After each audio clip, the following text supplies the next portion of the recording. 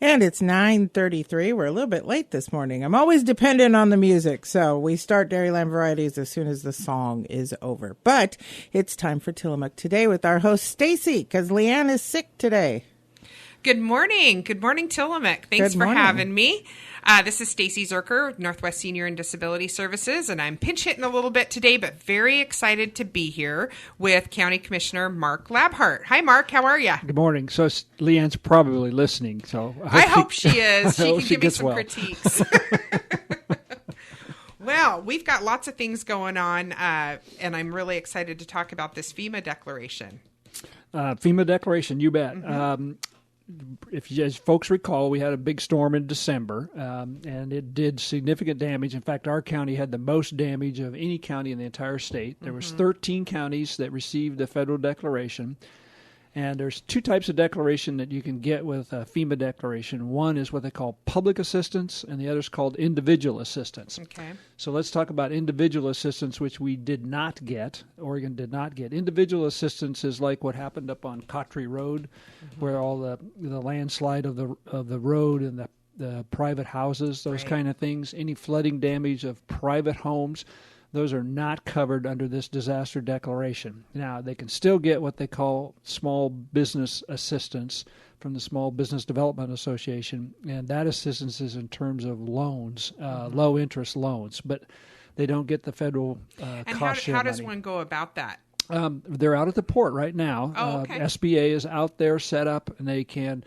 go out to the port of Tillamook Bay, and they can meet with a counselor out there. Oh, neat. But on the side, there is a fund called Federal Hazard Mitigation Funds. And what happens when you have a disaster, the federal government sets aside 5% of the total amount of the disaster statewide for hazard mitigation. Mm-hmm. That can be used by a county steering committee in almost any way it decides how to use it in terms of if it relates to the damage from the event.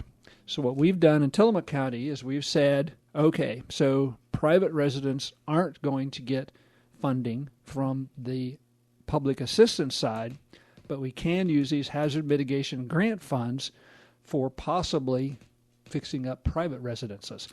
So there are still opportunities. There is some still opportunities, and we're going to have a meeting in April of the Hazard Mitigation Steering Committee, and we're going to be looking at possible private projects to use, because there's no way that a lot of these folks can pay for some of these damage assessments, and it's mostly buyouts is what it is. So, but if folks are interested and they're listening and they say, well, my home was damaged during this last event, how do I find out about it? Rather than me going into a lot of detail, just call the commissioner's office and ask for me, and I'll tell them what the date is and the time and the place they can be at so they can come in and make their case, and possibly we can help them, and maybe not too, but just want to. But it's an opportunity for people so that they're not a little bit lost with slipping through the cracks, so to speak. So in terms of the public assistance side, that's moving ahead very quickly. We've got $8.2 million worth of damage on county roads right now.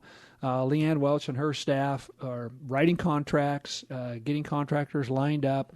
Some of them are out there working right now, but we'll be doing contracts throughout the summer to repair the damages that occurred. Does it feel like there's more damage this year than... Oh, it was amazing. Yeah. This was an amazing... it wasn't that big a storm in terms of flooding, but it came in a very short period of time, and it just nailed our road systems. I kind of wondered if it was one of those situations where it was the silence before the storm. We've made it all these years, and then it's all of it all at once, where it's just like wham, bam, everywhere I go, there's road crews and damage and bumps and everything. It's crazy. It just didn't seem as bad for flooding as... As the water came down, I mean, the little town of Wheeler just got nailed. And then the state highway system had issues. Department of Forestry had issues. And, of course, county roads and a lot of private roads had issues. So I think we do a good job with emergency preparedness, but we've got a little work to do for next time as well. We definitely do. Yeah. And in terms of roads, I do have the final summer 2016 paving list, which is good for some and not good for others, because everybody wants their road paved. Of course. Now, what happens is this goes, Leanne Welch and her staff prepare a recommendation on the roads to be paved for this summer, and then that goes to a citizens committee called the County Road Advisory Committee. And the County Road Advisory Committee is made up of citizens from throughout Tillamook County, geographically based. So we've got north, central, and south. And then different user groups like truckers and dairy farmers and public citizens. And so they look over the list, and then they make a recommendation to the Board of Commissioners on what roads to get funded. So here's the list. And is that open to the public if people want to most participate? definitely. But it's already happened. It's going. Oh, okay. It's so already. We're dialed in. So here's the list for this summer. Yeah, it was publicly noticed, and there was a pretty good crowd that was there lobbying to get their roads paved. So let's start in North County. Beulah Road from Treasure Rock to the end of the county road is going to get 1,300 tons of asphalt. James Road, which is Beulah Road to the end of the county road.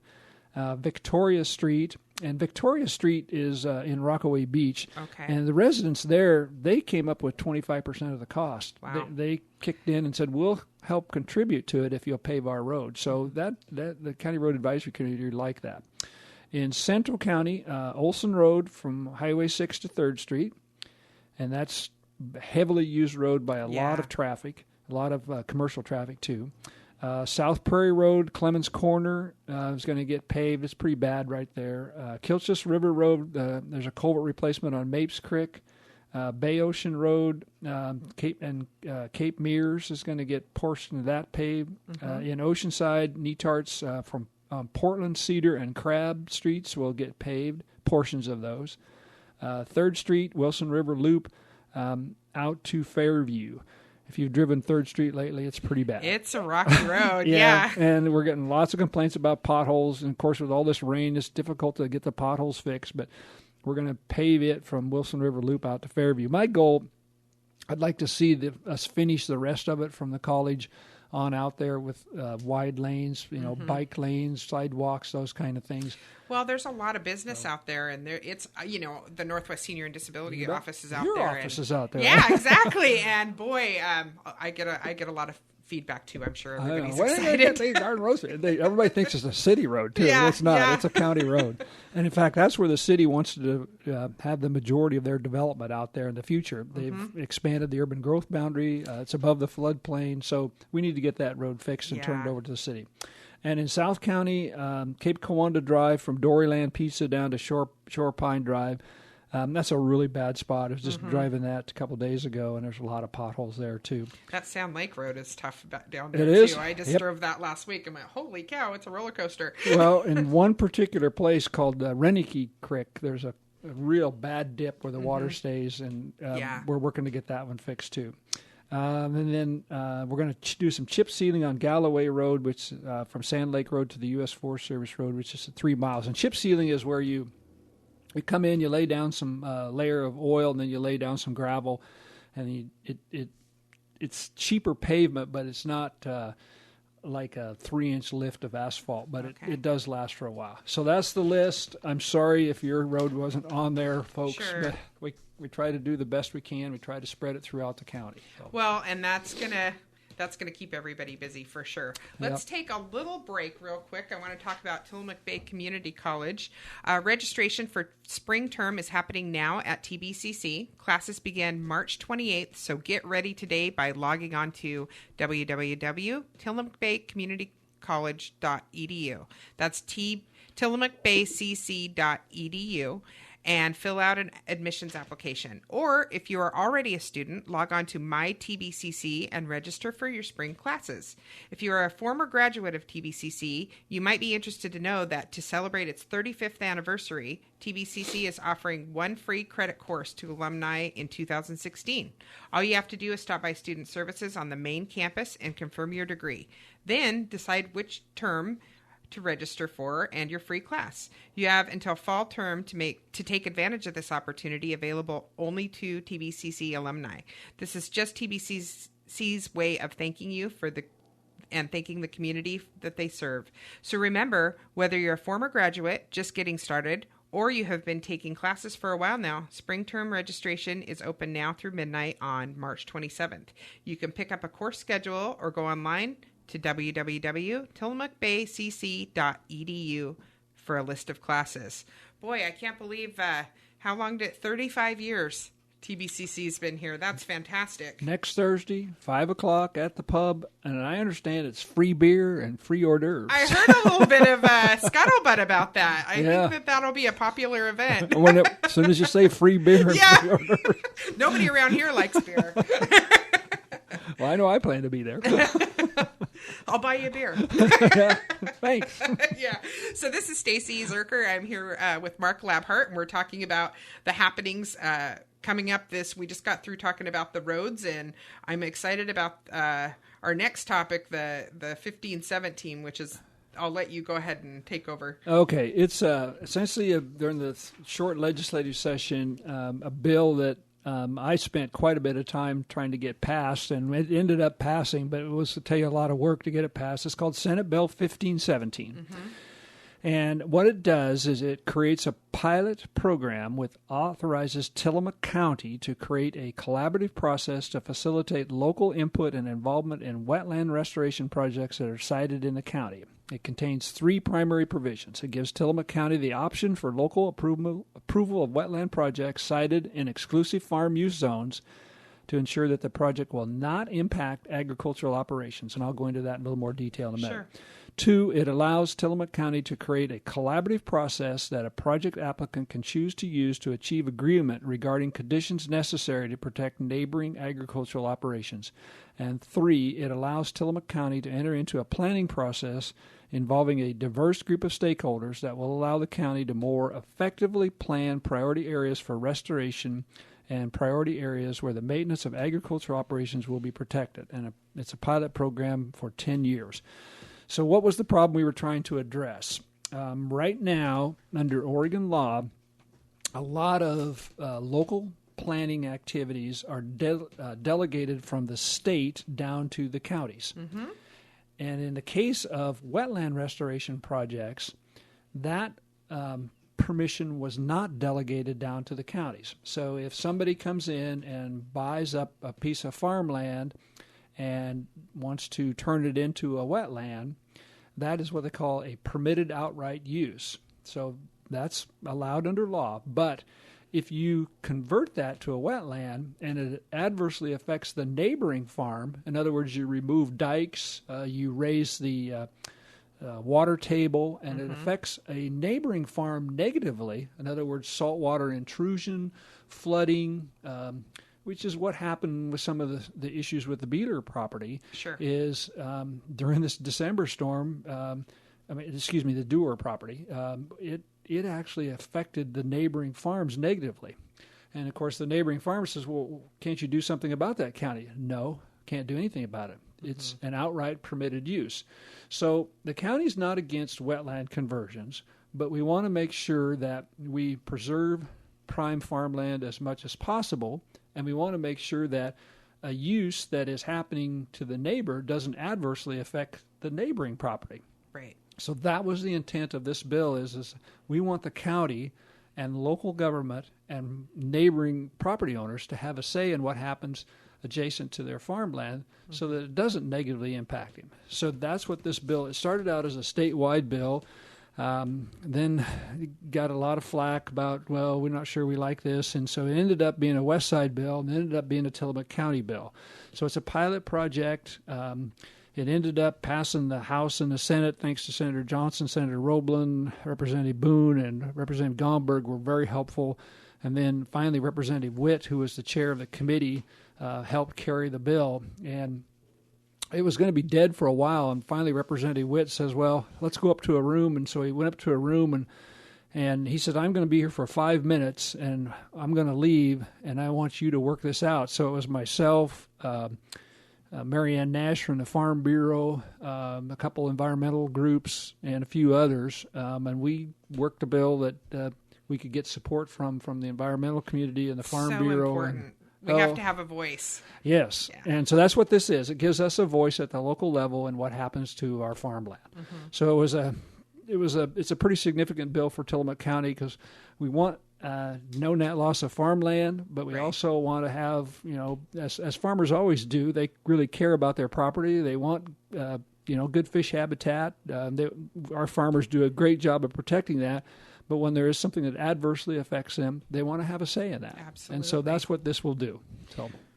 Well, that's a lot of work, and it's really an amazing thing for Tillamook County. I'm very happy to hear that. There's been scuttlebutt. Okay, so what else do we have on our schedule here? Let's talk about the TLT, the Transit Lodging Tax. So we just had a meeting this last week to talk about who's going to get some of these transit lodging tax funds, which is in the millions of dollars. Mm-hmm. It's been an amazing, I think we estimated the beginning in this process of the transit lodging tax, which is a 10% tax, we estimated about $1.5 million. We've doubled that.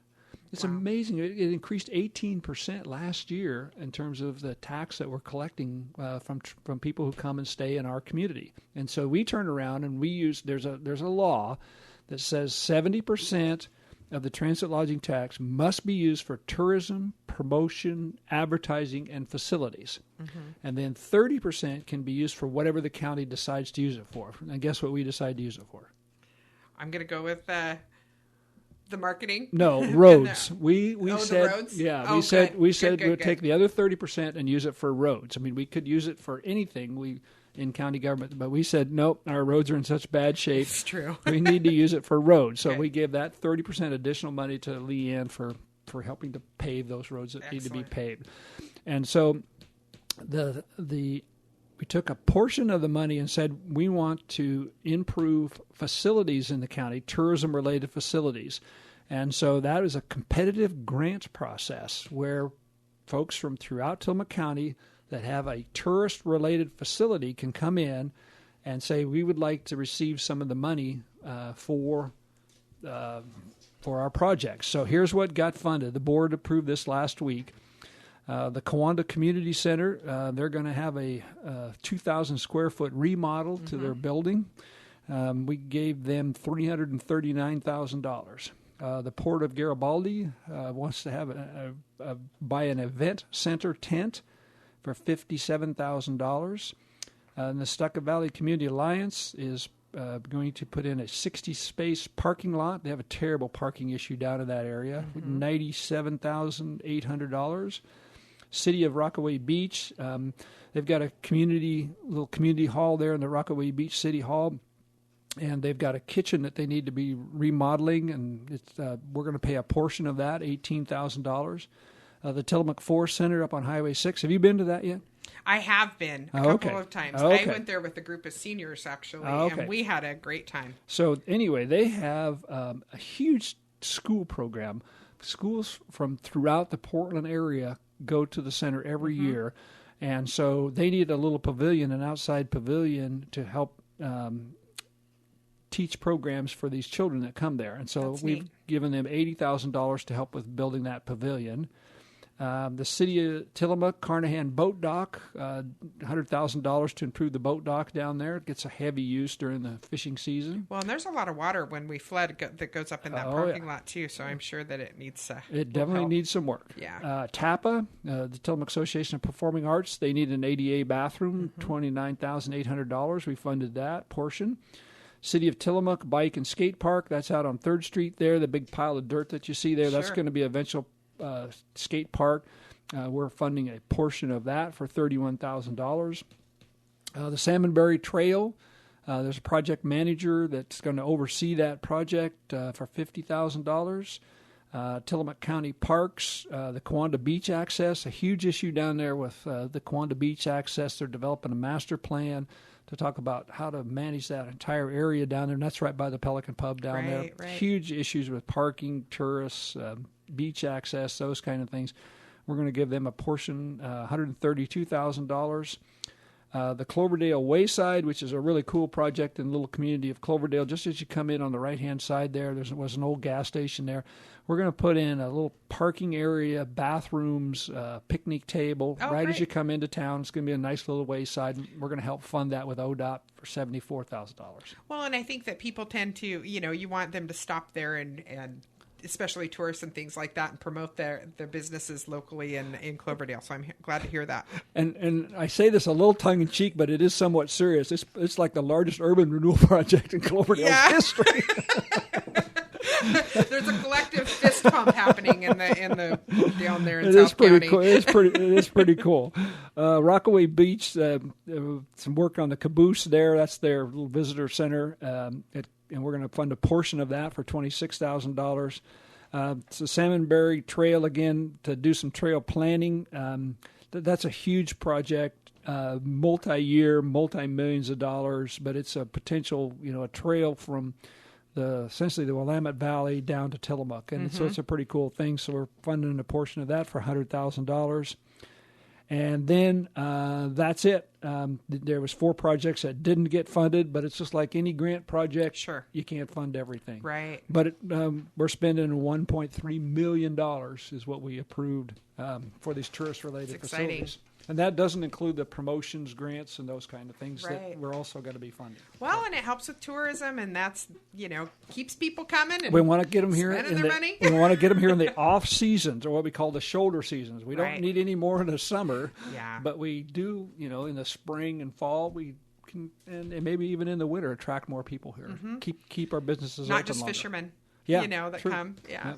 So let's see here. Tillamook County Pioneer Museum on March. Let's see. Jennifer Allen, former director of program at Oregon Humanities, has developed a conversation project discussion of her own entitled Going Solo, The Value of Solitude in a Social World. Why is solitude peaceful for some and punishment for others? How does solitude help or hinder our creative and intellectual endeavors? Is our understanding of what it means to be alone evolving? What does our experience of solitude or lack thereof affect? How does it affect our relationships and communities? How does place affect our experience of being alone? And how is our identity shaped by solitary reflection? Jennifer will be helping us reflect on these questions and more at 1 o'clock on Saturday, April 2nd at the Pioneer Museum.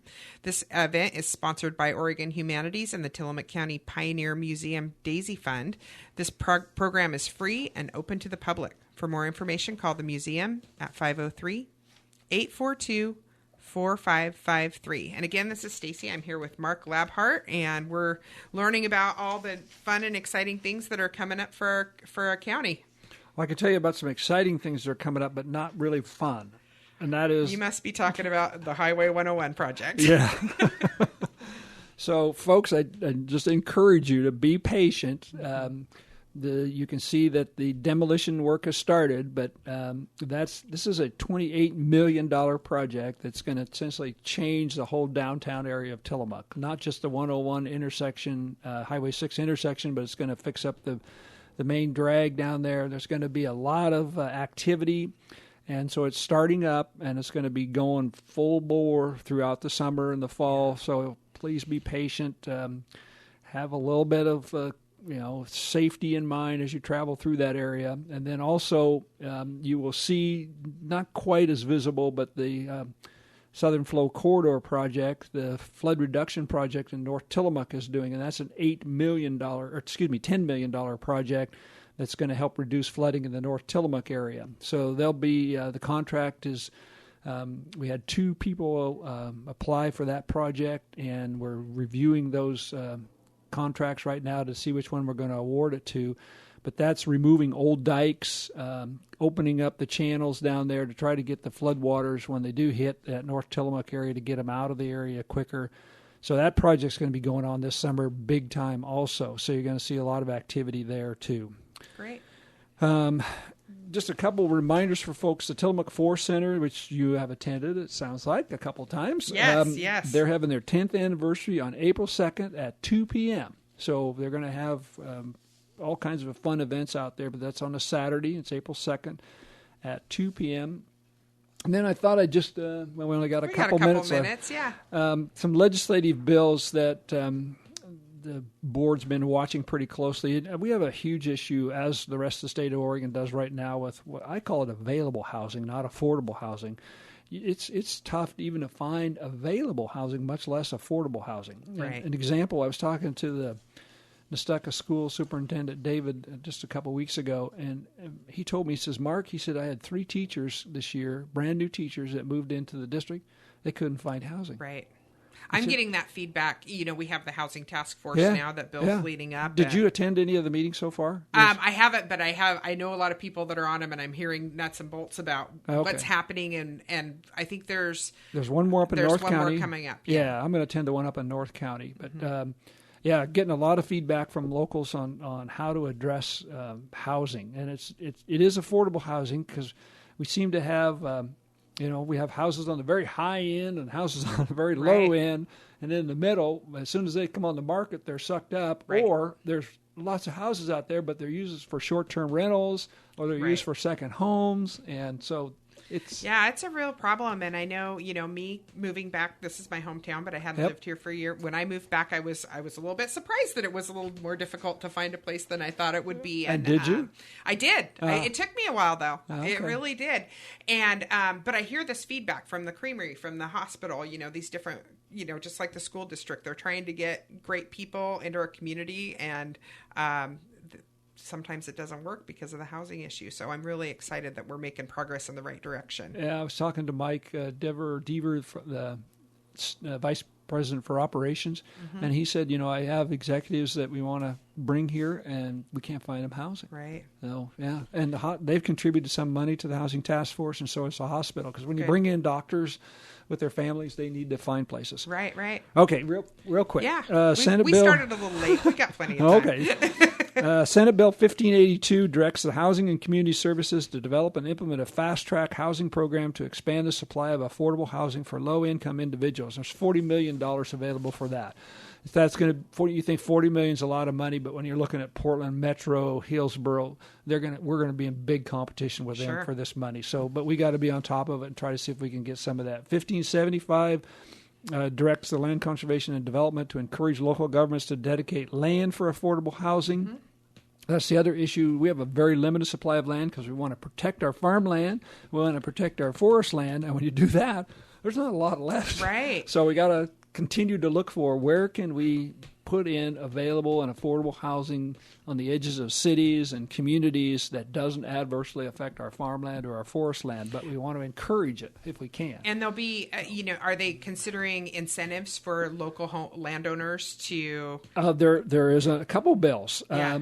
There's a bill that says if you do provide and I don't have the bill number right here in front of me, but if you do provide affordable housing, you can get tax credits. That's what I thought. So, yeah. That's a big incentive for people. You can still have an apartment complex if you for regular rent, but if you put some of them as low-income rent, you get a credit. Okay. So, and then the last one I thought was kind of interesting because we have some of these same issues in Tillamook County. This one was led by Senator Roblin. It provides a low-income loan program for repair, replacement, and upgrades of septic systems. We have a lot of elderly population in this county, and a lot of our sewer systems are not hooked up to a city sewer system. They're on their own septic, and when they fail, it's big bucks. Yeah. It costs you big bucks to repair or replace some of these sewer systems. So there's a loan program now. It's called Senate Bill 1563 that provides a low-income loan. So you still have to pay it back, but it's really low interest rate. So I think that's pretty cool. So if folks are interested in that, just call the commissioner's office and we can get them headed in the right direction. Okay. Well, and lastly, boy, we just covered some information, didn't we?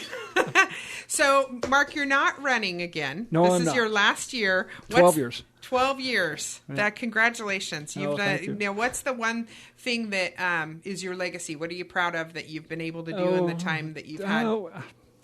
When I told folks two things when I ran for commissioner, I want to try to solve problems. So that was my goal, is to try to solve some of the major problems. And then I said, you're going to see me throughout Tillamook County. I'm not a commissioner for just Tillamook. We represent the entire county, so you'll see me as much in Nesquin as you do in Manzanita. I'm really proud of some of the things that we've accomplished. The Southern Flow Corridor has been 10 years in the making. I'm sick and tired of the TV stations coming and report. I'm reporting from Tillamook on the flood. Yeah, I'd rather this is the worst year ever. Yeah, I'm like, really? I want to be known for our cheese, not for flooding. So that hopefully we can address some of the flooding issues that occur in that North Tillamook area. That's been a huge issue for me. The road bond was huge, the $15 million road bond that the citizens dug in their pockets deep to help pay for that so we can try to start getting some of these roads repaired. I've been working at the state level on a statewide transportation package, so that's been a huge issue for me. So some of those things. Yeah. But we've got a really good board right now. We work really well together. We may not always agree on things, but we agree agreeably. And so then we move on to the next issue. Each of us has certain areas of interest that I think are really cool. I tend to deal with the local issues, local problems. Commissioner Josie's more at the state and federal level, federal forest issues, state forest issues, those kinds of things. And Commissioner Bartline, he's more of this was a really good niche because he tends, when he first came in, you wouldn't have thought that a CPA would be interested in social issues. So he's kind of the social guy. Yeah. Affordable housing. You guys really balance each other out well. Yeah. I mean, he fills that niche that Tim and I weren't filling. So. Right.